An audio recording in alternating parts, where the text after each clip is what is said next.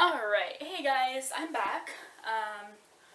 I decided that I'd do another video this week. So the video I'm going to do today is I'm going to be doing a study tips video. I know that a lot of you have finals coming up for school, and you might want new study tips, or maybe you don't have any study tips at all because you're in 9th grade and this is your first year taking exams.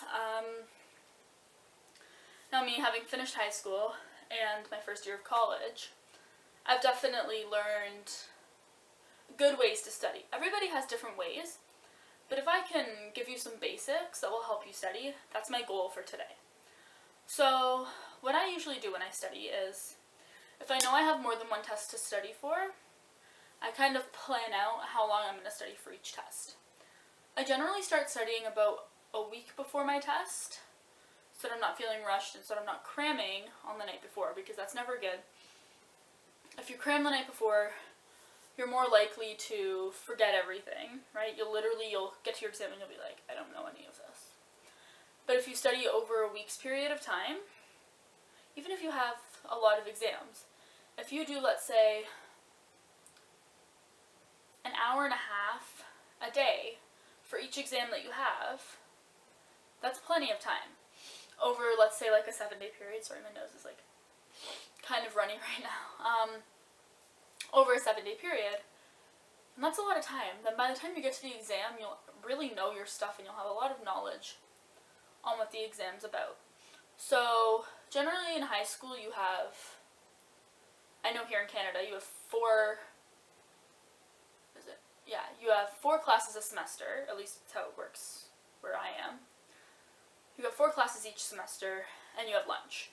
So obviously you don't have an exam for lunch, but you've got 4 exams for your 4 other classes.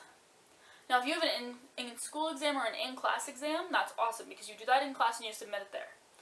A lot of exams are formal exams where you go into the school and you write your exam for, let's say you have an hour and a half to write it, and then you go home. Now usually, I know in my high school they didn't put, like if we had 2 exams, they wouldn't be on the same day. So we would have, our 4 exams would be over 4 days. It wouldn't be 2 one day, 2 the next day. However, in college, sometimes you'll have 2 exams on the same day. I had that this year. I don't even know, it was first semester. I had 1 exam one day, and then right after, I literally think I had like an hour break. I had another exam. And the exams in college are a lot longer. I think you're given almost 3 hours, depending on the class, to write your exam. So, first thing I'm going to tell you about studying is, I already said break up your time for each subject. So let's say I was doing anatomy. I have my anatomy notes here from this. Let's say I was studying for anatomy. There's a lot to know for anatomy. I had to take 2 semesters of it. So, let's say my exam was on the urinary system, right? So I'd find my notes on the urinary system and I'd take them out of my binder, right? Because you want to be focused on that one topic. These might all be urinary system notes. No, okay. So this is all my notes for the urinary system. That's a huge chunk. So I'm going to spend maybe an hour and a half studying these notes. However, when you're studying, you want to take breaks. So usually what I do is, I'll study for 45 minutes and then I'll take a 15-minute break. While I'm on that break, I'll make a snack, get some water, use the bathroom. Sometimes I use my phone, but if you use your phone, you're more likely to get distracted. So if you do want to use your phone, set a timer for how long your break is. Because otherwise you'll just stay on your phone the whole time and nothing will get done. I used to do that a lot in high school. Because I found high school exams fairly easy, right? But for a class like math, when it's really, really important to study, you also need the breaks because you can't sit for like 5 hours straight and study for 5 hours straight. Your brain's gonna be like, I need a break, right? So make sure you give yourself plenty of breaks. Also, when you are studying, make sure your phone's on silent. That's a big thing. Like, when I first started high school, my phone was distracting me a lot. This year in college, I think when I was studying, I hardly touched my phone. It was on silent and on the charger. Or like do not disturb and on the charger, right? So I was like really focused on strictly studying. Now what I do personally to study is I type out my notes, right? Some people like to handwrite them. In college you don't have time to handwrite. You literally type everything because it moves so fast. So I type out all my notes. And I add pictures, right? I add pictures if pictures need to be added. Like, these pictures were going to be important for the test. So therefore I added them to my notes, right? What I also do is I really like to highlight. I just really started doing that this year. So I highlight the important words or any important phrases. Now in math, what I did was if there was certain numbers I needed to know over a certain time frame, I'd highlight the numbers over the certain time frame so that it was a lot clearer for me to read. Now for this, sorry, I gotta sneeze. I feel another one coming. Maybe I'm good for now. Anyways, sorry about the sneezes. What I did for, I don't know if I did it for this one. Oh, but also, if you get worksheets, what I did for my worksheets is, you were supposed to follow the colors. I actually just did my own colors because I found it was a lot easier. So I did my own colors, and that way I really understood what was going on. Also, for a lot of my other notes, I did...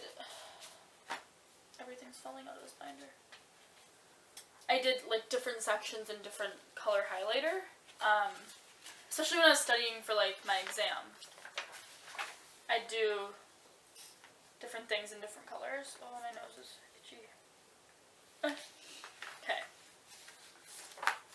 Now also, when you're studying, it helps to have everything organized in your binder. You can even tab it if you want. Personally, my binders, I don't have them tabbed, but I have my sections in my textbooks tabbed, like the sections that I need to study from. Okay, this is not working, so I really do apologize. Oh, my nose. Alright. So that's that. I'm going to see if I can find an example of me highlighting different sections. Let's see.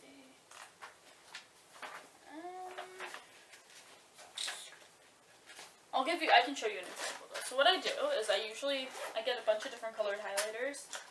So I've got yellow, blue, green, and pink. Those are like the four main colors that I use. Four main ones that I have. If I have more than 4 sections that I know I'm going to be highlighting, I use different colored pens. Like I have a purple pen, and I have an orange pen, and I think I also have like a teal colored pen somewhere. So I use the pens as well, because I underline with them if there's so many sections. So let's say you're doing the heart, right? Like, I got here week 1, oh crap, everything just fell out. Week 1, the heart. So let's say location and coverings of the heart. If you've got important words there, make those one color. The heart wall, I do all the definitions in one color. And then if you have important words, in another color. So like the epicardium, I do that in yellow. So I get my yellow highlighter, and I highlight epicardium, myocardium, and endocardium. Just like that. Right? Now if it's an important phrase, I might want to do it in a different color. Let's say, or I can even like circle it in a certain color, where it says the heart contains 4 chambers.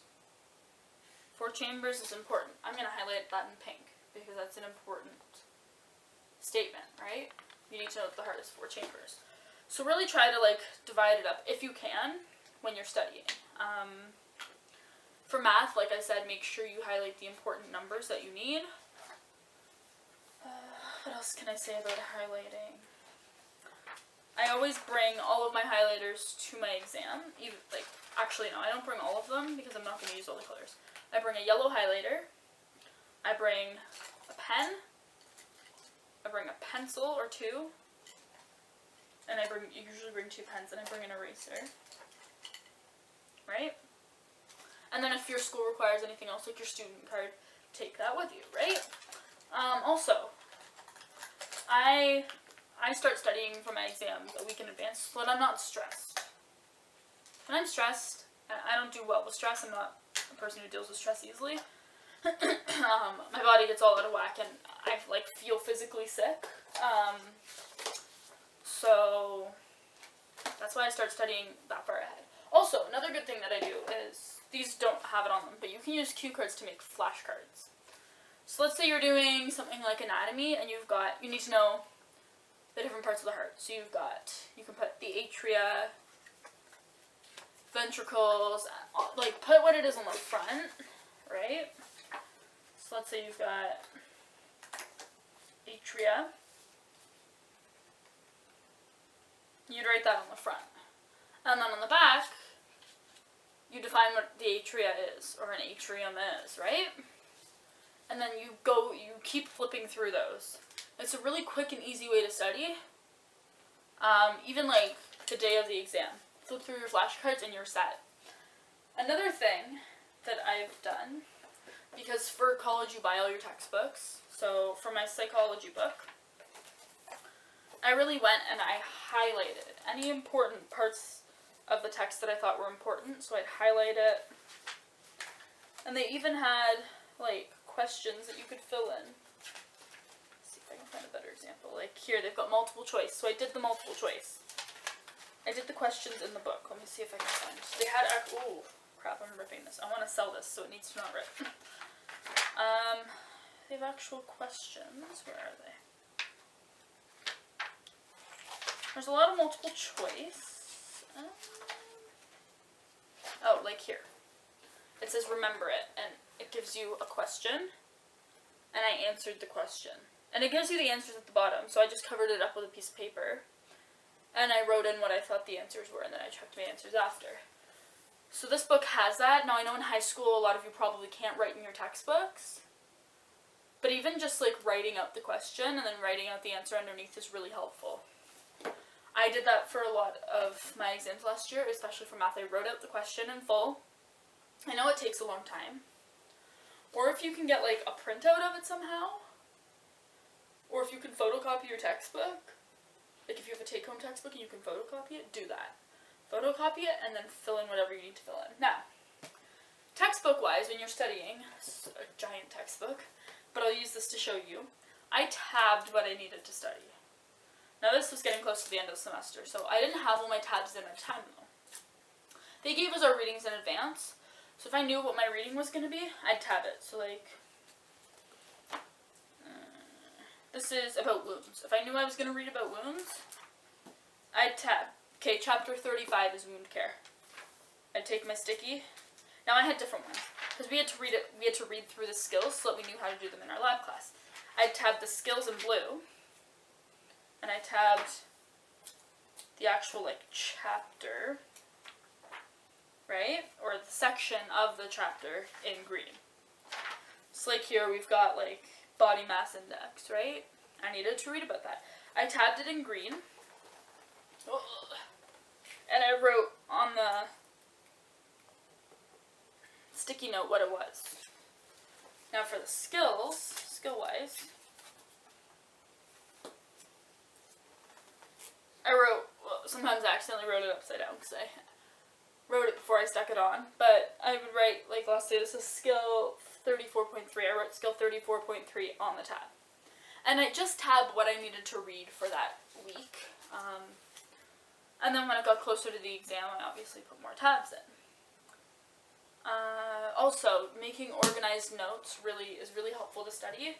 So put subheadings, put subtitles, make it colorful if you need to make it colorful. Just keep it really organized. If it's not organized, and everything's all over the place, it's going to make it really difficult to study. What else can I say? Try not to stress. I know it's hard, especially if you're in 9th grade, it's your first year of high school, and you're like, oh my gosh, exams. They're not that bad. Personally, I'm the type of person who, when I get a test, or at least in high school and elementary school it was like this, I'd get a test or an exam and I'd sit there and I'd be like, I don't remember anything. Because I got myself so worked up, and I was like, I don't remember anything. So I'd sit there for like half an hour and be like, what do I do? Whereas this year in college, I would go into the exam being like, I got this, I can do this. And I do the questions I know first. That's another tip. When you get your exam, do all the questions you know first. Get those done and out of the way. If those are out of the way, then you've got extra time to work on the ones that maybe you're not sure about, or that you know need extra effort and extra time put into them. Especially for math, if you've got like complicated questions, like if you're doing trigonometry, or if you're doing equations or something like that, do what you're confident with first. Personally, I was really confident in trigonometry. On my math exam last year, I did my trigonometry section first. I got that entire section done, and then I worked through the sections that I wasn't as strong in, right? Also, study groups can help, but they can also be more hurtful than helpful. It needs to be with people who you know that you can get work done with. If it's with your best friends, it might not work out because you guys are going to talk, you're going to go on your phones, you're going to go on social media, you're not going to get a lot done. But if you make study groups within your class, right, people that you might not know as well, but you want help with homework and they want help with homework, then it should work, because then you've got people who like really need to study for the test, right, or to study for the exam, and you get together and you can like share your notes, share how you did this question if they're not sure. They can show you how to do questions. Also, tutoring is a really good option. At my college, they actually offered free tutoring, which was awesome. And I took it upon myself I was like, okay, I'm going to sign up and I'm going to get some help for math and anatomy. Sorry, my throat's really dry today. I went to tutoring more for math than I did for anatomy. Just because math, there was more concepts, more formulas I needed to know. And for me, I did my worksheets before I went to tutoring, but then I took extras so they could help me at tutoring. And now, I'm a person who needs a lot of reassurance when I do work. Give me a sec. So I'd go to tutoring and I'd ask my tutor, I'd be like, am I doing this right? She'd be like, yes. She'd be like, you know how to do the work. You second guess yourself, right? So don't second guess yourself. If you know how to do it and if you're confident, leave your answer the way it is. Don't change your answer.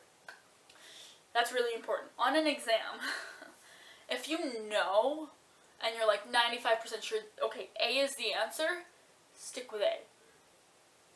Don't change your answer. Okay, well, I hope this video really helped you guys. If you need any more help, leave it in the comments below. Like, comment, subscribe.